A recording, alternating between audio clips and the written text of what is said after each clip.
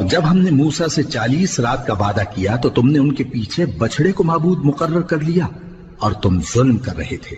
اور جب موسیٰ نے اپنی قوم کے لوگوں سے کہا کہ بھائیو، تم نے بچڑے کو معبود ٹھہرانے میں اپنی جانوں پر ظلم کیا ہے، تو اپنے پیدا کرنے والے کے آگے توبہ کرو، پھر اپنوں کو قتل کرو، تمہارے خالق کے نزدیک تمہارے حق میں یہی بہتر ہے۔ کرو۔ وہ بولے، کیا تم ہم سے ہنسی کرتے ہو؟ موسیٰ نے کہا کہ میں اللہ کی پناہ مانگتا ہوں کہ نادان بنوں۔ انہوں نے کہا کہ اپنے پروردگار سے التجا کیجئے کہ وہ ہمیں یہ بتائے کہ وہ بیل کس طرح کا ہو۔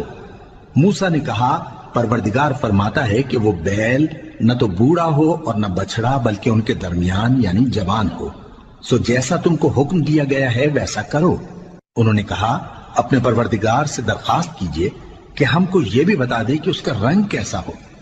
موسیٰ نے کہا، پروردگار فرماتا ہے کہ اس کا رنگ گہرا زرد ہو کہ دیکھنے والوں کے دل کو خوش کر دیتا ہو۔ انہوں نے کہا، اب کے پروردگار سے پھر درخواست کیجئے کہ ہم کو بتا دے کہ وہ اور کس کس طرح کا ہو، کیونکہ بہت سے بیل ہمیں ایک دوسرے کے مشابہ معلوم ہوتے ہیں، اور اللہ نے چاہا تو ہمیں ٹھیک بات معلوم ہو جائے گی۔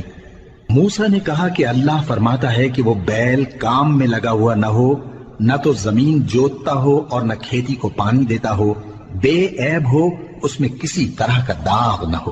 کہنے لگے، اب تم نے سب باتیں درست بتا دی۔ غرض بڑی مشکل سے انہوں نے اس بیل کو ذبح کیا، جبکہ وہ ایسا کرنے والے لگتے نہ تھے۔ اور جب تم نے ایک شخص کو قتل کیا تو اس میں باہم جھگڑنے لگے، حالانکہ جو بات تم چھپا رہے تھے اللہ اس کو ظاہر کرنے والا تھا۔ چنانچہ ہم نے کہا کہ اس بیل کا کوئی سا ٹکڑا مقتول کو مارو، اس طرح اللہ مردوں کو زندہ کرتا ہے اور تم کو اپنی قدرت کی نشانیاں دکھاتا ہے تاکہ تم سمجھو۔